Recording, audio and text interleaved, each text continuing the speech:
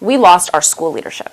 We lost our principal. We lost our school psychologist. We did not have a vice principal. Our school leadership, gone, tragically. Our superintendent was already told, and I did not know this, but I know this now, was already told she was not welcome back. I can only imagine what that does to a person before the tragedy. Right. And so, we were brought into a meeting on Sunday and told we were resuming school on Tuesday. They would give us Monday to grieve, and if we wanted to attend one of the memorials, they'd get us a sub. That was the starting point of infuriation. I mean, I would never leave my kids with a sub.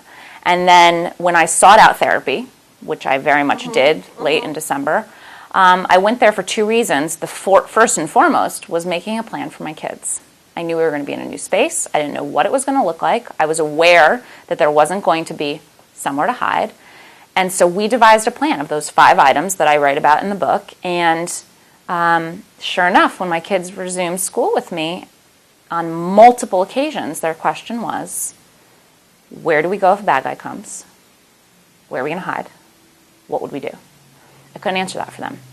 And our superintendent at the time, I can pray, I don't think she understood where my class was on that day, what they heard, the size of the space we were in for 45 minutes listening to every single thing that happened. Because if she had, I would pray that she would have acted differently.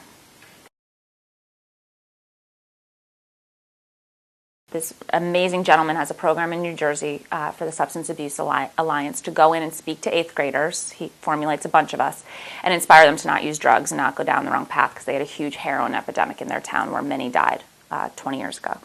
And so I was speaking at that. So I speak to 10 classes of 8th graders. And during the lunch, a woman came up to me who was in one of the classrooms. She was a teacher.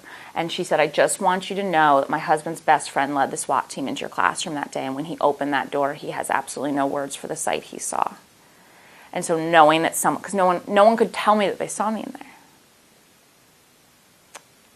So knowing that someone did, I know that I had to survive because they're here telling me that. So it's not just in my head that we fit. People write this on, Amazon, like, you're lying, how did you fit? And it, I know that they're crazy, but it, cracks my heart in two, because having struggled for 1.5 years to know that I was alive and then have them insinuate that I'm, making it up, just...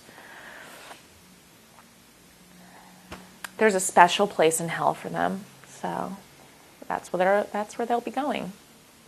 That I am sure of.